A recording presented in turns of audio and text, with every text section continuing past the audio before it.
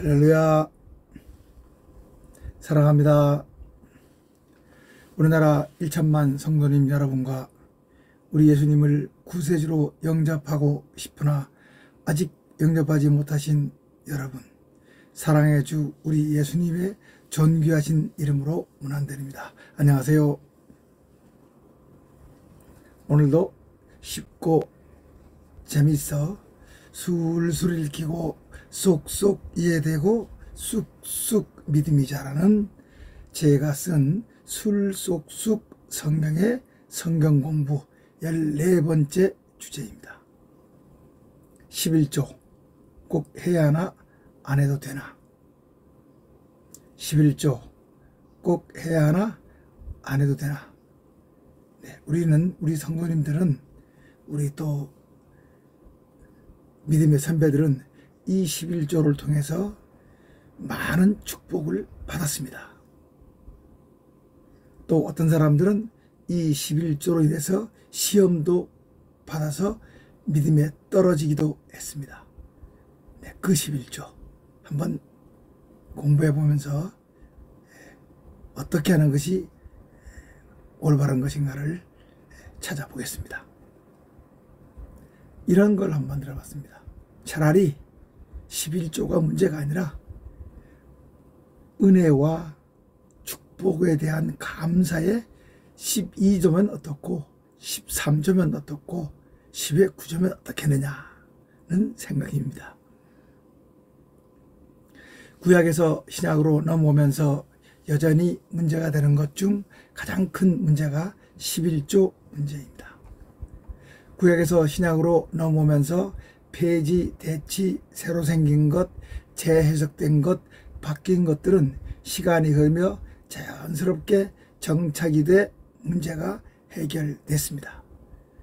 그런데 여전히 논란이 되고 문제가 되는 것이 11조 문제입니다. 11조는 하나님 신정국가인 이스라엘 백성에게 부과된 세금성 헌금입니다. 신정국가, 신이신 하나님이 직접 다스리시는 나라, 그 나라 백성으로 이스라엘 민족을 선택하셨지요. 그들에게 부과된 세금성 헌금이라. 그래서 결론을 먼저 말하면 우리는 이스라엘 사람이 아니므로 11조는 우리에게 해당이 없다고 하는 것이 옳을 것입니다. 그럼 뭐 결론 다 나왔으니까 더 들어볼 필요도 없겠죠. 그러나 들어보시면 은혜롭습니다. 들어보세요. 11조는 하나님께서 이스라엘 12지파에게 땅, 곧 삶의 터전을 나누어 주실 때 11지파에게만 땅을 주시고, 하나님께서 당신의 일, 제사장 직무, 성막 운영 등 이런 일들이죠. 이 일들을 누구에게? 레위 지파에게 맡기시면서 그들에게, 레위 지파에게는 땅을 주지 않고 11지파에 11조로 살게 하셨고, 아론계 대제사장은 레위 지파로부터 11조의 11조를 받게 하셨습니다. 자, 그러면 성경에 나와 있는 11조에 대해서 살펴보겠습니다. 제가 성경에 나와 있는 11조를 표로 정리했습니다. 11조. 유럽에서는 교구세라고도 합니다. 누구든지 그 나라 이제 우리 하나님을 많이 믿으니까요. 내서 교구를 운영합니다. 11조는 하나님 친정국가인, 하나님이 직접 다스리는 이스라엘 백성에게 부과한 하나님의 세금성 책무 및 의무입니다. 그러면 11조의 종류, 시기, 용도를 보겠습니다. 우선 11조의 종류는 크게 두 가지입니다. 매년 드리는 11조와 매 3년에 드리는 11조, 두 가지가 있습니다. 매년 드리는 11조, 그 다음에 매 3년에 드리는 11조, 그 다음에 용도, 종류와 시기에서 용도입니다. 용도. 자, 우선 매년 드리는 11조로서 땅의 소산의 11조. 땅의 소산의 11조는 위에서 말했던 레위 자손의 생활비입니다. 이들에겐 땅을 주지 않았죠. 그렇죠? 그리고 이 사람들이 11조를 받으면 그 11조에 11조를 드렸습니다. 이거는 대제사장 아론의 몫이죠. 그러면 이제 두 가지 공부에 세 가지 중에서, 그죠? 땅의 소산의 11조를 공부했고, 그 11조의 11조를 공부했고, 그 다음 하나 남은 게 매 3년마다 축제와 구제를 위한 11조를 드립니다. 매년 11조, 매 3년 11조, 매년 11조. 이게 11조입니다. 주 목적은 뭐였습니까? 주 목적은 하나님의 일과 제사장 직분을 맡은 레위 자손의 생활비였습니다. 그 생활비 중에서 또 어떻습니까? 11조에 11조를 들여서 뭡니까?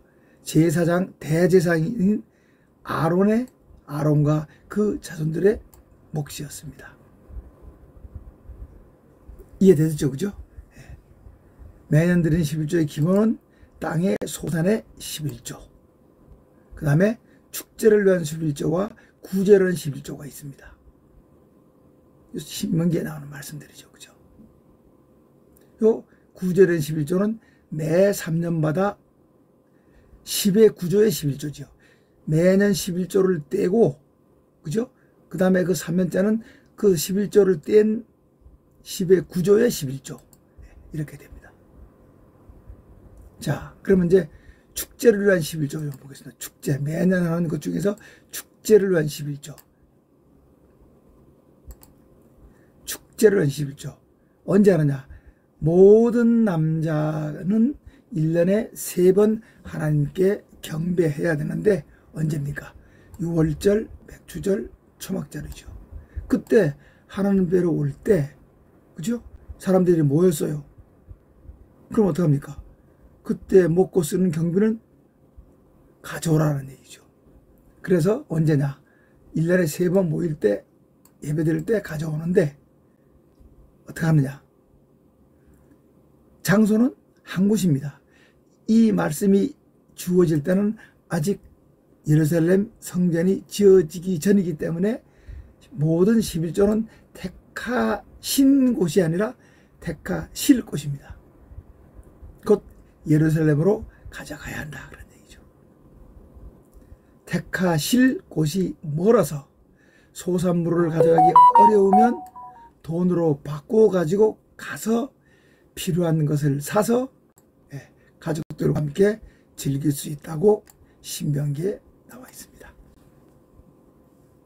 이해하셨죠? 그죠? 자, 그럼 뭡니까? 정리하면 매년 땅의 소산의 11조를 들여서 땅을 유산으로 산업사전으로 받지 못한 레위 자손과 그다음 뭡니까? 아론 자손의 생활비를 대주라는 겁니다. 그리고 매 3년은 구제를 위한 11조를 또 하라. 그럼 결국은 뭡니까? 11조가 좀 넘지요. 그죠? 매년 11조. 매 3년에 또 그 11조를 뺀 10의 9조에 11조가 있으니까요. 결국 11조가 넘는다고 봐야겠네요. 이게 바로 뭡니까? 이게 하나님 친정국가인 이스라엘 백성에게 부과된 세금성 헌금이에요. 자, 그러면 11조의 사례를 좀 보겠습니다. 11조의 사례. 11조의 사례를 보면요. 아브라함과 야곱과 말라기에 나온 11조가 있는데요. 아브라함의 11조가 이게 11조의 시작입니다. 이게 11조의 시작인데 이거는 결과의 11조인데 성경에 보면 딱 한 번 드렸습니다. 멜기세덱 살렘 왕에게. 두 번째는 야곱의 11조인데 이거는 후의 11조예요. 요 11조와 이 11조는 대비가 됩니다. 이거는 후에 뭐뭐 해 주시면 11조를 드리겠습니다 하는 얘기고, 이건 선 11조입니다. 너희들이 먼저 11조를 드리면, 나에게 바치면 내가 어떻게 축복해 주겠다는 겁니다. 근데 야곱이 하나님께서 먹고 쓰실 것, 그리고 나를 다시 고향으로 돌아오게 해 주시면 11조를 드리겠다 했는데, 창세기에서 보면은 그 약속은 지켜졌겠지만 확인사항은 없습니다. 그리고 말라기 11조는 미실천입니다.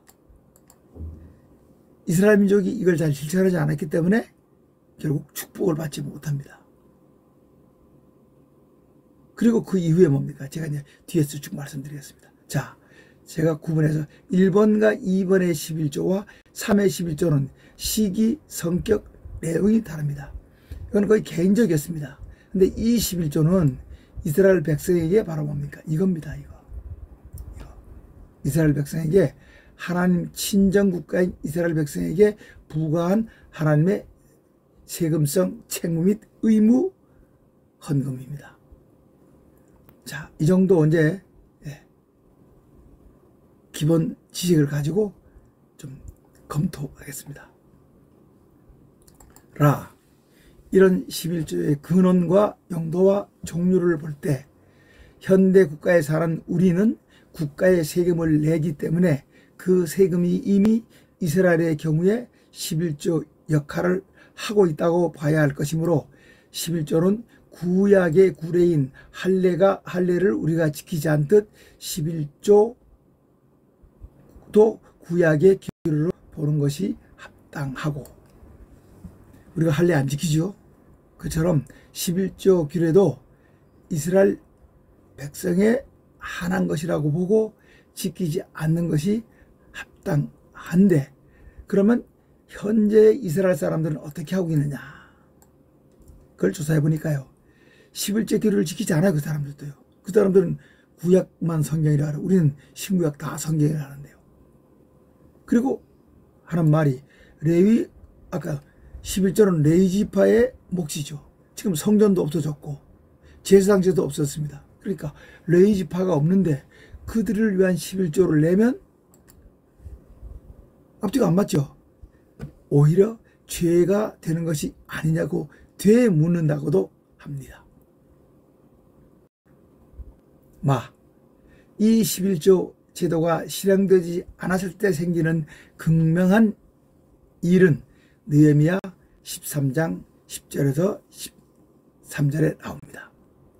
느헤미야 선지자가 총독 겸 선지자로 예루살렘 성벽 재건을 끝내고 예루살렘을 떠나 바빌론에 가 있는 동안에 일이 일어났는데, 백성들이 11조를 내지 않아 레위 사람들이 받을 몫을 받지 못하자 생활이 안 되잖아요. 그죠?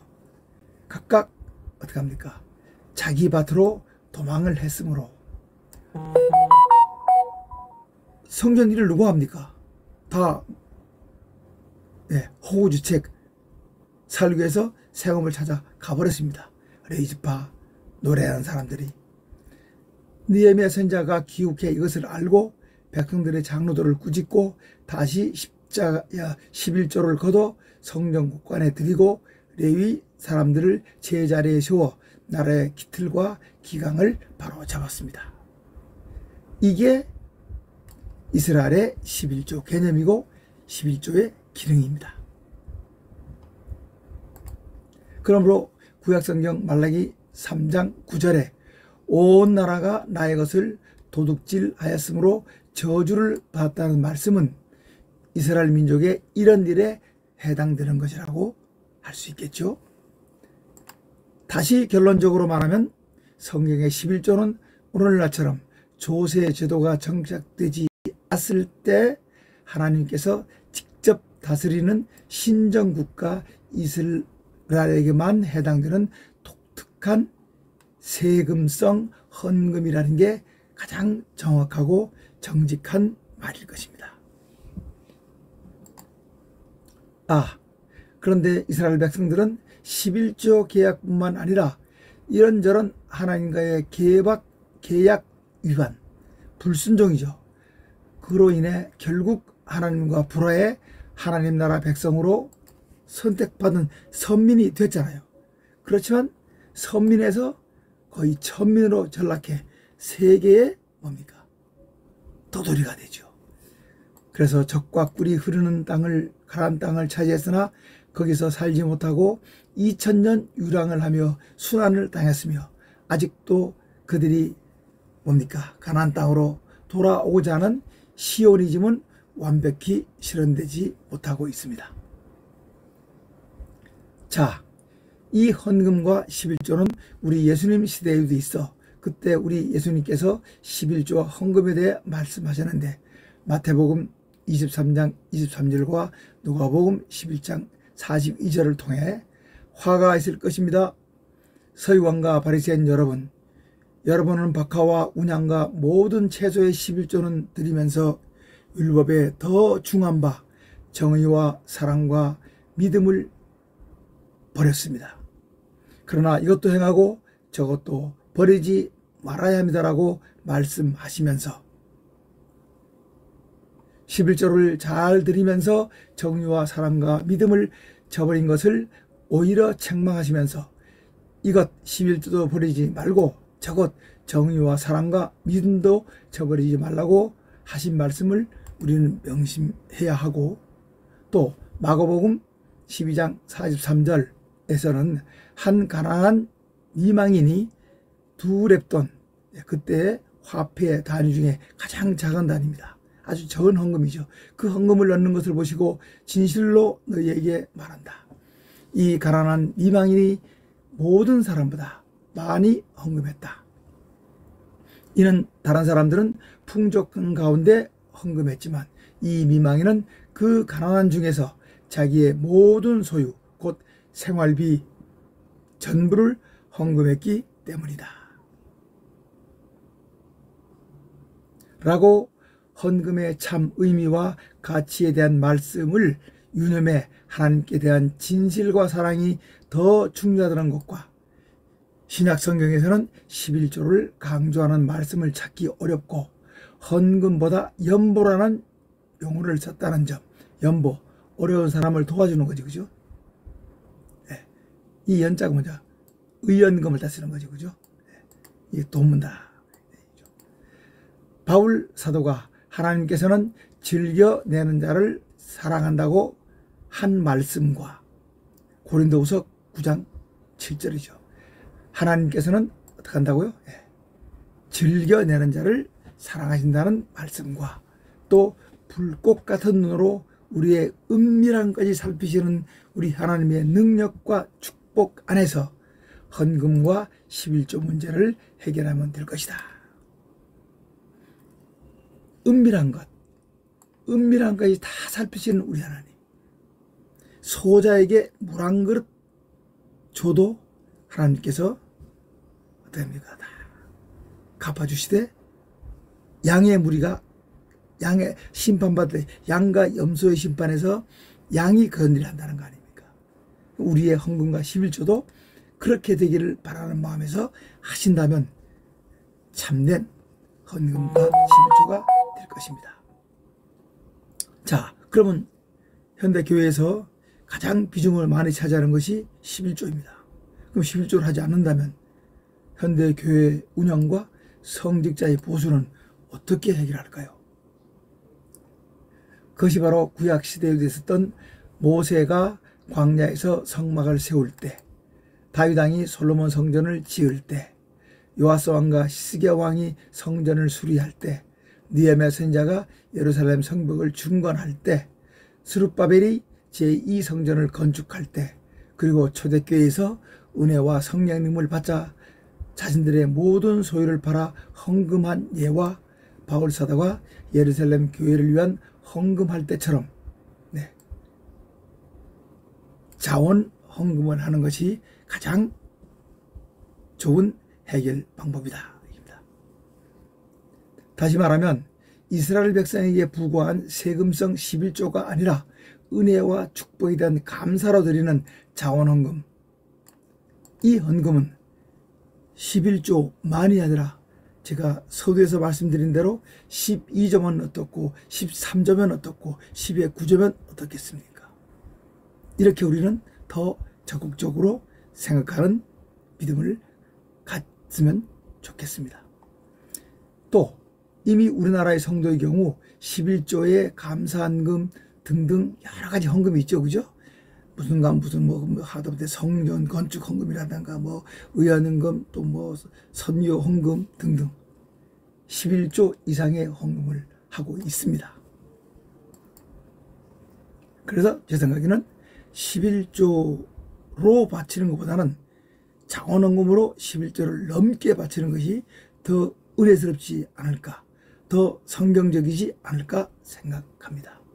그리고 우리 예수님께서는 내 보물이 있는 곳에 내 마음도 있다고 말씀하셨듯 올바른 성도의 경우 헌금과 믿음과 헌금, 믿음과 헌금, 곧 하나님께 대한 감사의 바침은 때가 되면 나무가 열매를 맺듯 당연할 것이므로 그것이 자연스럽게 하늘의 보물 쌓기, 곧 하나님께 대한 바침으로 실현될 것이고, 그렇지 않은 사람들은 예를 들어서 이제 헌금에 대해서 부정적인 생각을 가지고 안 하는 사람들 있죠.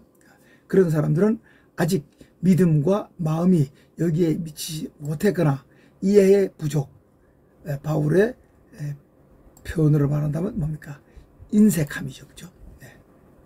일 것이고, 마음을 살피시는 하나님께서 감사함으로 바치는 사람과 그렇지 않은 사람에게 적절히 응답하지 않으실까요?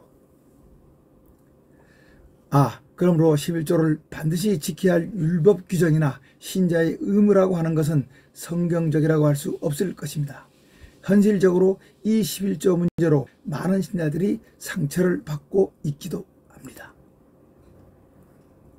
또 우리나라는 교회에 헌금한 금액에 대해 일정 부분 세금에서 공제해주는 제도를 운영하고 있는데, 이것은 헌금이 국가와 사회의 공적 기능을 한다고 보기 때문이죠. 그만큼 우리 헌금을 국가에서도 인정한다 이거죠. 그러니까 자원하는 마음으로, 즐거운 마음으로 하나님께 바쳤을 때, 물론 이 헌금에는요 교회에 헌금하는 것도 있지만 사회에 헌금하는 것, 가난하고 어려운 사람은 구제, 이것도 포함되는 겁니다.